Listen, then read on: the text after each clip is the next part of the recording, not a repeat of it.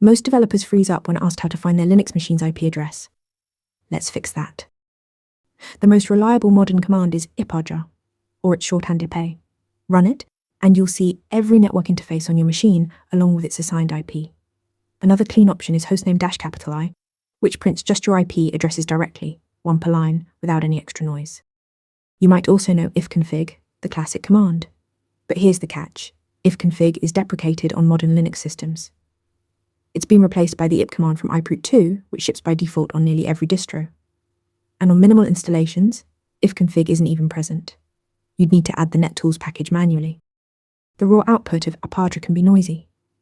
To narrow it down, run ip-4 addr-0 to see only IPv4 addresses on a specific interface, or pipe the output through grepinet to pull just the address lines across all interfaces. Here's a key distinction. All those commands show your private IP, the address assigned within your local network.